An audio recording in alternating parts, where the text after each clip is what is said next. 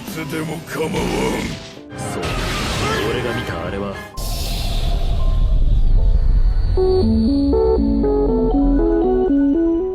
Uhuy, halo ayangku semua. Sedih enggak sih season 1 dari anime ini udah habis? Kali ini kita ngelanjutin episode 11 hingga 12 alias tamat. Tapi yang belum tonton episode sebelumnya tonton dulu ya, link ada di deskripsi. Ketika mereka hampir mencapai tujuan, tiba-tiba pandai besi perempuan dan ilmuwan perempuan juga mengandung. Gobro, yang sudah berpengalaman dengan situasi ini, tetap tenang. Dia mencari tempat dekat sungai untuk persalinan. Proses persalinan berjalan lancar dan anak-anak mereka lahir dengan selamat. Anak pandai besi, Emery, mirip dengan bayi sebelumnya. Sementara anak ilmuwan, Spinel, adalah bayi manusia. Sebelum memasuki kota Aswell, Rubilia menyamar di sebuah kota untuk menghindari masalah. Mereka beristirahat dan menginap beberapa hari di sana. Gobro ingin berjalan-jalan ditemani 3 sejoli, Gobmi, dan si rambut merah. Saat mendaftar, seorang petualang menantang Gobro untuk duel. Meskipun bisa melawan banyak orang, kekuatan Gobro terlalu besar sehingga dia harus berhati-hati agar tidak merusak tempat tersebut. Gobro menerima tantangan itu, tetapi meminta 3 sejoli untuk bertarung. Awalnya mereka menolak, namun setelah Gobro menawarkan hadiah 10 plat perak bagi pemenang, banyak yang berminat. Beruntung, 3 sejoli berhasil mengalahkan semua lawan dengan mudah. Gobmi sangat ingin ikut bertarung juga. Ketiga sejoli merasa terharu karena melihat kemampuan mereka berkembang. Gobro memperkenalkan diri sebagai anggota tentara bayaran bernama Parabellum. Setelah itu, dia pergi ke pasar bersama Gobmi dan si rambut merah dan menemukan kamera jadul yang mirip dengan yang ada di dunianya sebelumnya. Ketika kembali ke penginapan, Gobro menyadari bahwa dia belum pernah menghubungi anggota kelompok lain untuk menanyakan kabar mereka. Dia mulai menghubungi mereka satu persatu. Pertama, Hobsato, yang baik-baik saja dan telah membeli banyak buku setelah membantu orang dan mendapatkan uang. Kemudian, Gobro menghubungi anggota lain yang memiliki banyak mata, yang terlihat sedang mengamati berbagai tempat menggunakan kemampuannya. Nampak dia juga baik-baik saja, tidak ada kendala sama sekali. Gobro kemudian menghubungi kelompok lain yang sering ribut karena tidak memiliki pemimpin. Dia menunjuk salah satu anggota sebagai pemimpin dan keputusan itu tidak bisa ditawar. Saat berkomunikasi dengan kelompok Gobkichi, Gobro mendapati Gobkichi merasakan firasat bahwa Gobro akan mati, sesuatu yang jarang terjadi. Keesokan harinya, untuk memastikan keadaan Gobkichi, Gobro meminta izin kepada sang putri untuk pergi ke tempat Gobkichi terlebih dahulu. Rubilia setuju dan bersama-sama menuju ke kota labirin. Selama perjalanan, Gobro harus mengasuh anak-anaknya. Sementara itu, Gobmi merasa galau sambil melihat kalung pemberian Gobro, merasa dirinya tidak mengalami perubahan dan tetap menjadi hampir. Gobmi merasa minder dan iri karena belum mengandung. Meskipun cintanya kepada Gobro lebih besar dari yang lain, Gobro tidak masalah apakah Gobmi punya anak atau tidak, cintanya tetap tidak akan berubah. Setelah beberapa hari perjalanan, Gobro tiba di tempat Gobkichi yang memiliki labirin berbahaya dengan Minotaur kuat di dalamnya. Orang-orang takut karena Minotaur tersebut sulit dikalahkan. Gobro meminta izin untuk masuk labirin dan orang-orang kaget mengetahui bahwa Gobro adalah teman dari orang yang masuk ke labirin itu. Gobkichi melihat Gobro yang kini lebih kecil, sementara dirinya telah berevolusi menjadi spesies Minotaur baru dengan tubuh besar, bersama Ars yang juga ikut berevolusi. Di sini Gobro menanyakan kenapa dia akan mati. Intinya, Gobro dianggap telah mati. Saat Gobkichi berada di labirin, dia menghadapi monster yang bisa berubah bentuk sesuai pikiran lawannya. Di pikiran Gobkichi, ada Gobro, sehingga monster itu menjadi Gobro yang sangat kuat. Gobkichi kalah dengan mudah, tetapi kekalahan itu membuatnya berevolusi menjadi Minotaur, dan dia bisa mengalahkan Gobro dengan satu serangan. Mungkin Gobro merasa mati pada saat itu. Karena situasi aman, Gobro mengajak Gobkichi untuk beristirahat, tapi Gobkichi ingin duel dulu. Gobro setuju, dan mereka ditonton oleh banyak orang. Putri bertanya mengapa mereka bertarung padahal teman. Gobmi menjelaskan bahwa Gobkichi ingin kekuatannya setara dengan Gobro agar diakui sebagai sahabat sejati. Gobkichi membawa tameng dan kapaknya Sementara Gobro hanya menggunakan tongkat legendaris. Saat mereka saling serang, terlihat Gobkichi lebih unggul dengan kekuatan api luar biasa. その一心でお前 Gobkichi juga menguasai kekuatan lain yang digabungkan dengan api miliknya. Gobro mulai menyerang lagi, tetapi Gobkichi masih memiliki tameng yang kuat. Gobro, yang menahan serangan Gobkichi, merasa bahwa Gobkichi tidak bisa melihat ke belakang. Gobro mencoba menyerang dari belakang dan berhasil menahan serangan Gobkichi. Gobro terus menyerang dengan tongkatnya, membuat Gobkichi semakin marah. 増大させる Gobkichi melompat dan mencoba membanting tubuhnya ke bawah sambil mengeluarkan api. Meskipun Gobro mencoba menghentikannya, Gobkichi terus menyerang dengan marah. Kekuatannya luar biasa, tetapi tidak bisa melukai Gobro karena Gobro bisa menyembuhkan diri. バカ野郎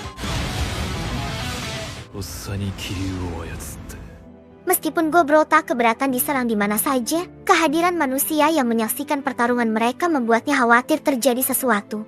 Gobro kemudian marah dan memberi pelajaran kepada Gobkichi. Pukulannya begitu keras, mengingatkan Gobro pada masa lalunya ketika dia masih goblin dan sering memarahi Gobkichi. Pukulan itu membuat Gobkichi terpental jauh ke atas.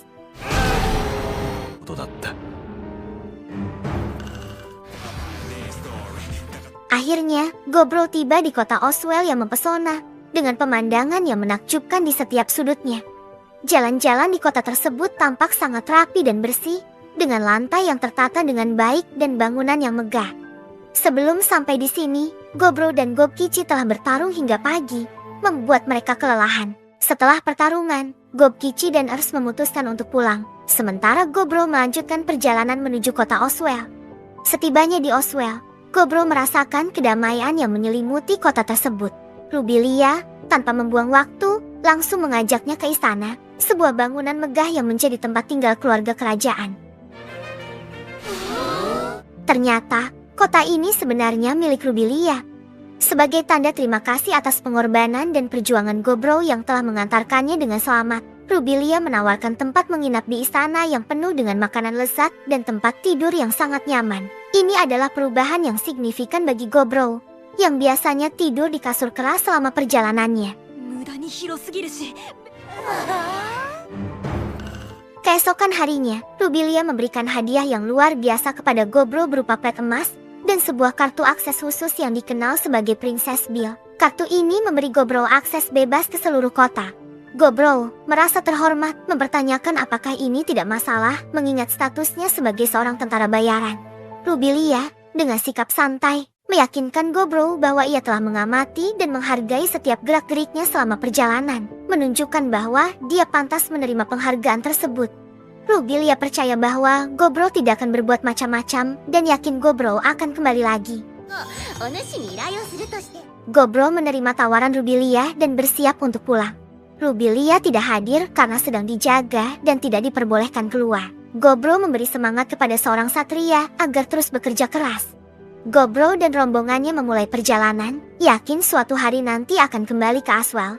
Perjalanan mereka lancar, tetapi Gobmi merasa galau melihat Gobkichi semakin kuat, sementara dirinya belum berevolusi juga. Gobro menanyakan level Gobmi, yang ternyata sudah mencapai level ke-89. Gobro pernah mengatakan bahwa untuk tetap bersama, Gobmi harus terus meningkatkan levelnya, dan Gobro berjanji akan membantunya dalam pelatihan. Selanjutnya, Gobro mengajak Gobmi untuk latihan. Gobro memanggil banyak ogre untuk Gobmi kalahkan. Gobmi tidak tahu kapan dia akan naik level, tetapi dia terus berlatih sampai bisa mengalahkan sekitar 30 ogre dari berbagai jenis.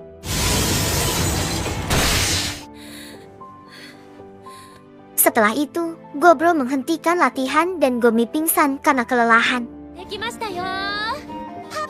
Malam itu, Gobmi mengalami evolusi. Keesokan paginya, Gobro terkejut melihat Gobmi berubah menjadi vampir Nobel. Dengan perubahan ini, Gobmi resmi menjadi istri Gobro. Kebahagiaan Gobmi sangat terlihat, dan Gobro bersyukur melihatnya menjadi lebih kuat dan bahagia. Setelah perjalanan sehari, mereka kembali ke tanah kelahiran mereka. Gobro merindukan tempat yang dulu gelap dan sempit. Namun kini goa itu telah berubah menjadi megah seperti istana. Selama Gobro pergi, para bawahannya telah bekerja keras membangun tempat itu dengan bantuan Nurse dan Gobkichi untuk mengangkat barang-barang berat. Gobkichi mengajak Gobro berkeliling dan mereka melihat keluarga baru yang bentuknya seperti kucing. Tak lama kemudian, Seiji datang dan memberitahu bahwa Gobji, kakek Goblin, sedang sakit dan terbaring di kamar. Gobro segera pergi menemuinya. Menyadari bahwa umur kakek tidak lama lagi, Gobro memperkenalkan anak-anaknya kepada kakek sebelum kakek meninggal. Kakek merasa nostalgia, mengenang masa lalu ketika dia menimang Gobro, dan kini melihat Gobro sudah memiliki anak. Kakek memberitahu bahwa Gobro telah berevolusi menjadi Apostle Lord dan sekarang namanya berubah menjadi Aporos. Gobkichi, yang menjadi Minotaur, berganti nama menjadi Minokichi, dan Gobmi menjadi vampir Nobel. Kakek merasa Gobro malas memberi nama pada orang-orang, yang membuat yang lain sedikit sinis karena kakek sendiri memberi nama dengan cara yang sama. Setelah berkata demikian, kakek terbaring lagi dan meninggal. Anehnya, kakek meninggal dengan keadaan pisangnya berdiri, membuat suasana yang seharusnya sedih menjadi kocak. Gobro kemudian mengadakan upacara untuk kakek. Gobro merasa waktu berlalu cepat. Umur kakek mencapai 20 tahun. Gobro tidak tahu cara menghitung usia Goblin, tapi dia bertekad memanfaatkan waktunya di dunia sebaik mungkin. Untuk menghormati kakek, Gobro mengadakan turnamen kecil sebagai ajang pembuktian kekuatan untuk menentukan pemimpin. Gobro membagi-bagikan lawan, dengan si rambut merah melawan si armor besi, di mana si rambut merah menunjukkan kekuatannya. Setelah itu, pertarungan dimulai dengan Hobsato melawan Gobmi, disusul oleh Hobsei melawan Nurse, dan diakhiri dengan pertarungan puncak antara Gobro dan Gobkichi. Gobkichi selalu merasa termotivasi oleh kehadiran Gobro dan selalu berterima kasih kepadanya atas dorongan tersebut. Meskipun demikian, hasil akhir tidak berubah. Gobro tetap menjadi pemenangnya. Gobro kemudian mengumumkan pemenang dari setiap pertandingan dan mereka semua bersiap untuk menikmati makan malam bersama. Gobro memperhatikan bahwa anak-anaknya semakin kuat seiring berjalannya waktu, melihat perkembangan mereka dengan bangga. Setelah turnamen selesai, mereka semua beristirahat untuk memulihkan tenaga. Malam harinya, Rubilia menghubungi Gobro untuk memberitahunya tentang pekerjaan baru yang menantinya. Meskipun Gobro belum tahu detail tugas tersebut, Rubilia menawarkan kesempatan besar yang akan membuat Gobro dikenal oleh banyak orang di luar sana. Sebuah tawaran yang sangat menggiurkan dan tidak bisa ditolak. Dengan pasukan yang kini sudah mencapai sekitar 400 orang, Gobro merasa siap menerima tantangan apapun yang diberikan.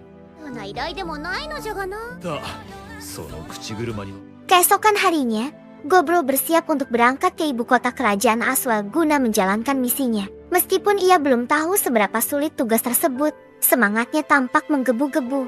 Selain itu, organisasi mereka kini semakin berkembang dengan adanya seragam baru yang dirancang khusus untuk Gobro, menandakan perkembangan dan kesiapan mereka untuk menghadapi tantangan yang lebih besar di masa depan. Dan berakhirlah anime Remonster season 1-nya. Gimana seru nggak kalau Mimin yang cantik ini yang ngisi suara? Pede banget ya Mimin. Oke deh, sekian anime Remonster kali ini. Ditunggu anime-anime seru lainnya ya.